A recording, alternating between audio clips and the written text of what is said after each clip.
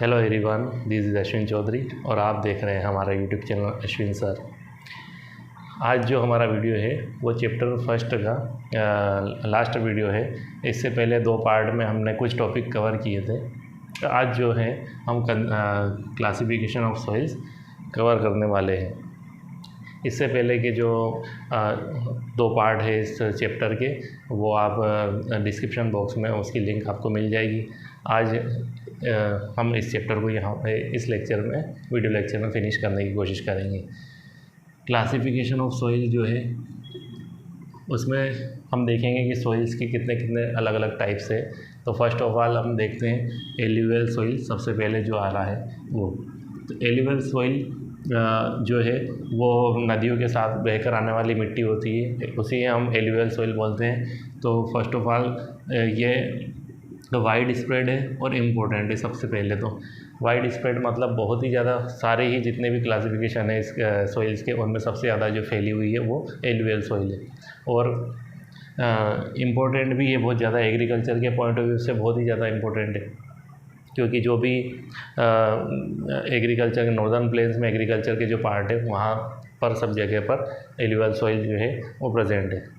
इसके बाद अगर हम सेकेंड पॉइंट देखें तो deposited by the Himalayan river, ये जो मिट्टी है ये डिपॉजिट हुई है हिमालयन रिवर्स की वजह से, like Indus river, Ganga river, Brahmaputra river के साथ में बहकर आने वाली जो मिट्टी है वो प्लेन्स में आकर जो जमा हुई है नॉर्दर्न प्लेन्स में, वो वही एल्यूवियल सॉइल यहाँ पर अपन देख रहे हैं। और यहाँ पर थर्ड पॉइंट अगर देखें अपन तो ओल्ड एल्यूवियल सॉइल, अगर अपन ओल्ड एल्यूवियल को अगर बोले तो उनको हम उन्हें बांगर कहते हैं। बांगर एल्यूवियल सॉइल जो है वो ओल्ड एल्यूवियल सॉइल जो पहले से जो जमी हुई है आकर, और फिर उनके ऊपर जो नई मिट्टी पानी के साथ बहकर आ जाती है और डिपॉजिट हो जाती है, उसको हम खादर बोलते हैं। तो न्यू एल्यूवियल सॉइल जो है वो खादर है और ओल्ड एल्यूवियल सॉइल जो है वो बांगर है।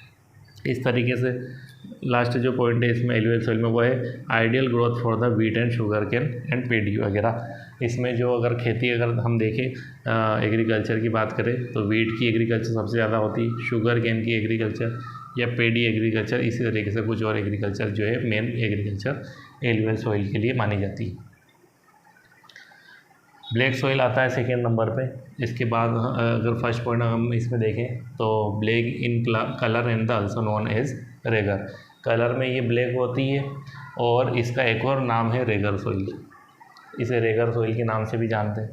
Ideal for the cotton cropping, दूसरा पॉइंट ये बोलता है कि ये सबसे ज़्यादा कॉटन क्रॉपिंग के लिए बिल्कुल आइडियल मानी जाती है, आदर्श मानी जाती है।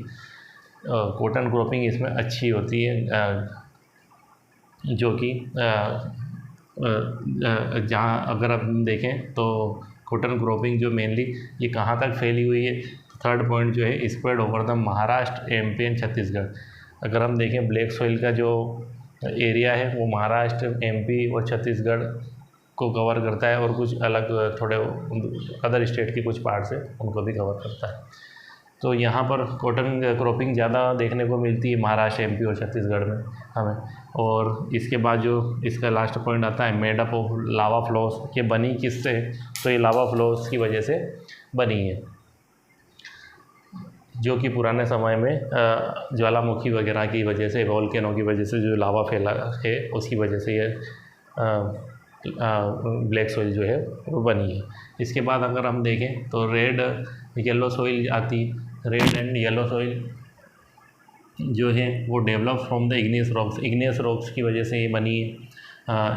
इनका निर्माण हुआ है रेड सॉइल का और येलो सॉइल का। Found in parts of the Odisha, Chhattisgarh and the western part.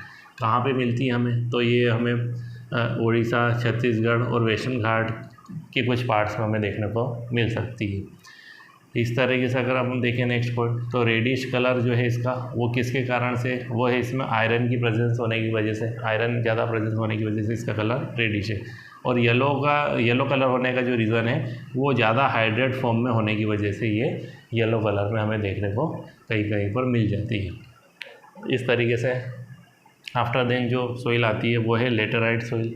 Laterite soil में फर्स्ट अगर पॉइंट देखें अपन तो लेटिन वर्ड में एक वर्ड है लेटर, लेटिन लैंग्वेज में उसका मतलब होता है ब्रिक।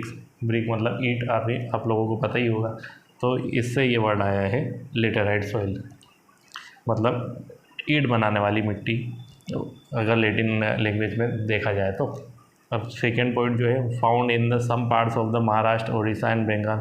ये कहाँ कहाँ पर हमें मिलेगी देखने को, तो ये हमें महाराष्ट्र के कुछ पार्ट्स में, उड़ीसा में, बंगाल के कुछ पार्ट्स में और कुछ अदर पार्ट जो है नॉर्थ ईस्ट रीजन के, वहाँ पे हमें देखने को ये मिल सकती है। इसके बाद अगर हम देखें नेक्स्ट पॉइंट, तो useful for the growing T and coffee. ये ज़्यादा यूज़फुल किस क्रॉपिंग के लिए है, तो इस मिट्टी में जो है वो ज़्यादातर क्रॉपिंग की जाती है वो टी और कॉफ़ी की। पहाड़ी इलाकों में अगर देखें तो टी और कॉफ़ी की जो क्रॉपिंग होती है, टेरेस फार्मिंग और इस तरीके से, तो वहाँ पर हमें लेटेराइट सॉइल देखने को मिल सकती है। इसके बाद आता है एरिड सॉइल।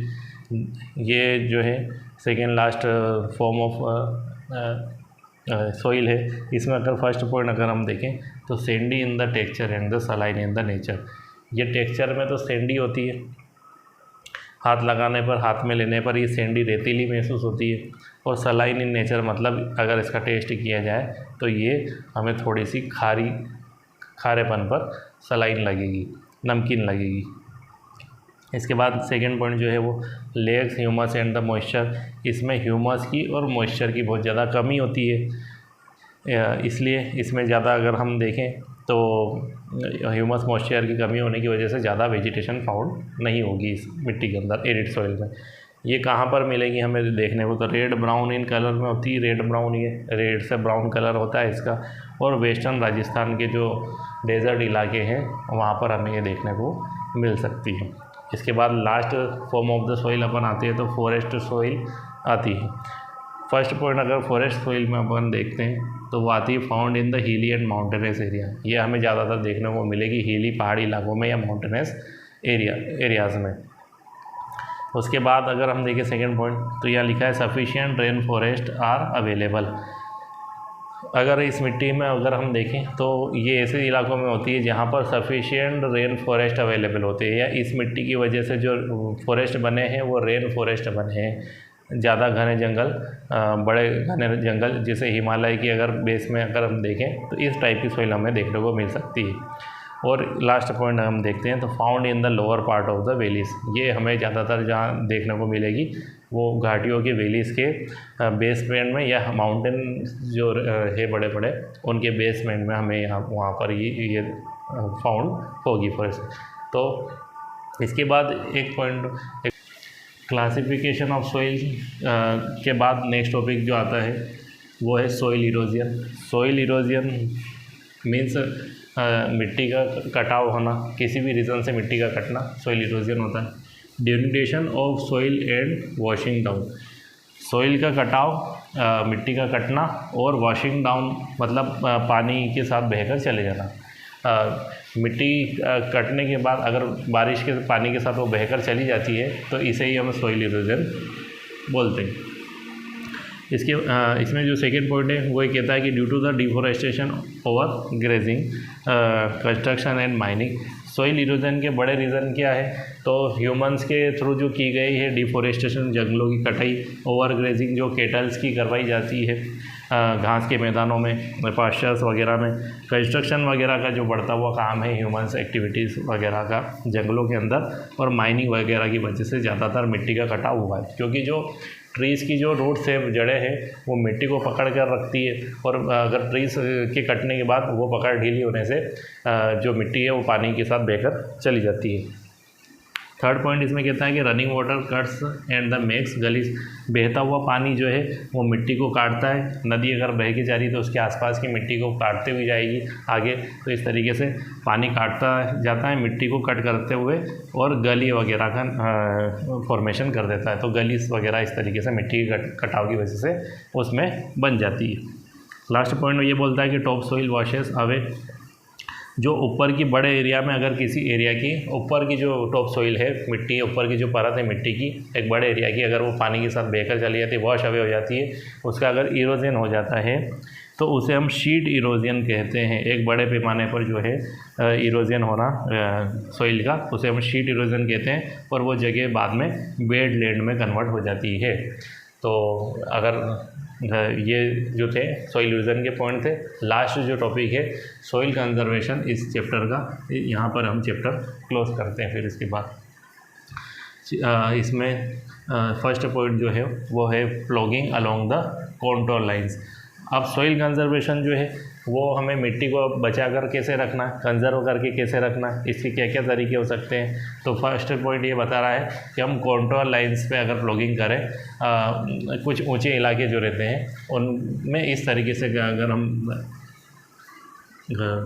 कॉन्टोर लाइंस के थ्रू अगर वहाँ पर इस तरीके से अगर हम वहाँ पर अगर क्रॉपिंग करें किसी ऊंचे इलाकों में नीचे की तरफ जाते हुए इस तरीके से अगर क्रॉपिंग करते हैं हम, तो वो फ़ायदेमंद हो सकती है उस इलाके में सॉइल कंजर्व करने के लिए।